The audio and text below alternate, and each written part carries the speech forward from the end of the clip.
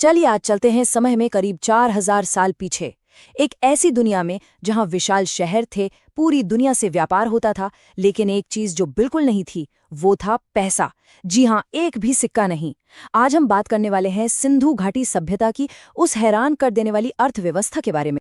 और यही यही वो सबसे बड़ा सवाल है जिसे आज हम सुलझाने वाले हैं। आखिर कैसे कांस्य युग की इस महान सभ्यता ने एक इतना बड़ा और कॉम्प्लेक्स इकोनॉमिक सिस्टम बना लिया जो बिना किसी करेंसी या सिक्के के चलता था। आइए इस रहस्य से पर्दा उठाते हैं। सबसे पहले तो बस इसके आकार को देखिए। सिंधु घाटी सभ्यता उस समय की सबसे मशहूर सभ्यताओं जैसे मिस्र और मेसोपोटामिया से कई कई गुना ज्यादा बड़ी थी। इतने विशाल इलाके को एक साथ चलाना ही अपने आप में एक इकोनॉमिक चमत्कार था। तो चलिए इस आर्थिक रहस्य की परतों को खोलना शुरू करते हैं। पता लगाते हैं कि आखिर कैसे इस विशाल सभ्यता ने खुद को संभाला और इतनी तरक्की की।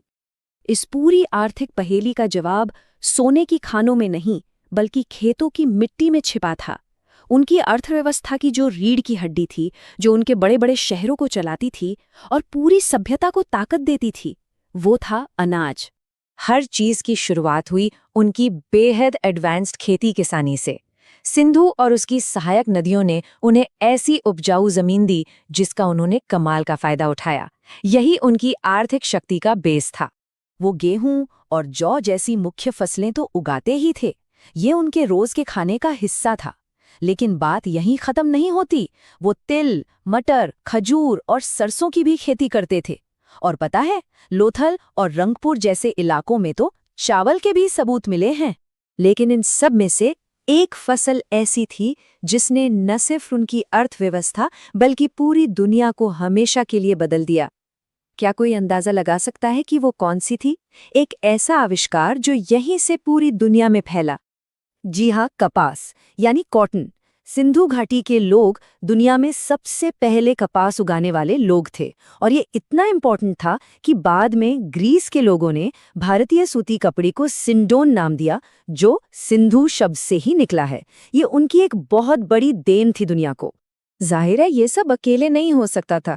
खेती में मदद के लिए बैल थे, सिंचाई के लिए वो नदियों की बाढ़ के पानी और कुओं का इस्तेमाल करते थे, और उनके पास तांबे, कांसे और पत्थर के औजार भी थे जो खेती को और भी आसान बनाते थे। तो खेती से खाना आ गया, लेकिन उनकी असली दौलत का जो इंजन था वो थे उनके शानदार क्राफ्ट्स और इंडस्ट्री। वो सिर्फ किसान नहीं थे, बल्कि अपने समय के बेहतरीन कारीगर भी थे। जरा सोचिए, वो कपास से दुनिया का सबसे अच्छा कपड़ा बना रहे थे, चाक पर सुंदर मिट्टी के बर्तन बना रहे थे, और तांबा, कांसा, सोना और चांदी जैसी धातुओं के तो वो मास्टर थे। कीमती पत्थरों से सुंदर मन के बनाना हो या व्यापार के लिए खास मोहरें तैयार करनी हो, हर काम में उन्हें महारत हासिल थी। उनकी धातु की कारीगरी का सबसे बड़ा सबूत मोहनजोदड़ो से मिली ये डांसिंग गर्ल की कांसे की मूर्ति है। आज भी हजारों साल बाद ये हमें उनकी कला और टेक्नोलॉजी की कहानी सुनाती है। अच्छा, अब एक मजेदार सवाल। वो तांबा, कांसा, सोना, चांदी इन सब में माहिर थे, पर एक बहुत ही जरूरी धातु थी जिसके बारे में उन्हें बिल्कुल भी नहीं पता था। कौन सी हो सकती है? सही जवाब है लोहा, आयरन। ये थोड़ा हैरान करता है कि इतनी एडवांस्ड सभ्यता लोहे के इस्तेमाल से अनजान थी। वो कांस्य युग यानी ब्रॉन्ज एज के शिखर पर थे, और लौह युग का आना अभी बाकी था। तो अब आते हैं इस आर्थिक पहेली के सबसे रोमांचक हिस्से पर, उनका विशाल इंटरनेशनल ट्रेड नेटवर्क। सिंधु सभ्यता बस अपने में ही नहीं जी रही थी, बल्कि पूरी दुनिया से जुड़ी हुई थी। उनका व्यापार आप कह सकते हैं 2 लेवल पर चलता था।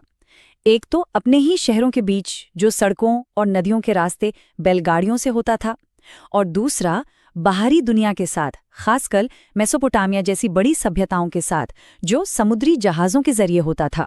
और ये कोई अंदाज़ा नहीं है, हमें मेसोपोटामिया के पुराने रिकॉर्ड्स में सिंधु क्षेत्र का नाम मेलुहा मिलता है। ये पक्का सबूत है कि वो मेसोपोटामिया, ओमान जिसे मगन कहा जाता था, और बहरीन जिसे दिलमुन कहा जाता था, जैसी जगहों से ट्रेड करते थे। वो यहाँ से अपना मशहूर सूती कपड़ा और मनके जैसी चीजें बेचते थे, और बदले में टिन और कीमती पत्थर जैसी चीजें मंगवाते थे। अब सवाल फिर वही कि बिना पैसों के इतना बड़ा ट्रेड कैसे मुमकिन था? इसका जवाब है स्टैंडर्डाइजेशन। उन्होंने वजन और माप का एक बहुत ही सटीक सिस्टम बनाया था जो इस बाइनरी रेशियो पर आधारित था। पूरे साम्राज्य में एक ही तरह के वजन के बाट इस्तेमाल होते थे, जिससे व्यापार में भरोसा बना रहता था। और उनके समुद्री व्यापार का सबसे बड़ा सेंटर था लोथल। यहाँ दुनिया का सबसे पुराना डॉकयार्ड या गोदीवाड़ा मिला है। ये प्राचीन इंजीनियरिंग का एक ऐसा नमूना है जहां जहाज आकर रुकते थे और सामान लोड अनलोड होता था। ये उनके ग्लोबल ट्रेड का गेटवे था। तो हमने देखा कि सिंधु सभ्यता की अर्थव्यवस्था कितनी मजबूत और ऑर्गेनाइज्ड थी। लेकिन फिर इतनी महान व्यवस्था का हुआ क्या? ये सब खत्म कैसे हो गया? देखिए, इसकी कोई एक वजह नहीं थी। माना जाता है कि क्लाइमेट चेंज हुआ, नदियां सूख गई या उन्होंने अपना रास्ता बदल लिया, जिससे खेती बर्बाद हो गई। और जब अनाज ही नहीं रहा तो व्यापार भी ठप हो गया और धीरे धीरे लोग इन शानदार शहरों को छोड़कर चले गए। तो संक्षेप में कहें तो उनकी सफलता का राज था खेती से पैदा हुआ एक्स्ट्रा अनाज, उनके बेहतरीन उद्योग, पूरे साम्राज्य में एक जैसे वजन और माप, एक विशाल व्यापार नेटवर्क और लोथल जैसा आधुनिक बंदरगाह।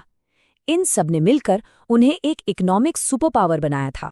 और आखिर में एक सवाल, अगर एक सभ्यता जिसके पास पैसा नहीं था वो सिर्फ भरोसे और स्टैंडर्डाइजेशन के दम पर एक ग्लोबल इकोनॉमी बना सकती थी, तो ये आज की हमारी कॉम्प्लेक्स पैसे पर चलने वाली दुनिया के बारे में हमें क्या सिखाती है? इस पर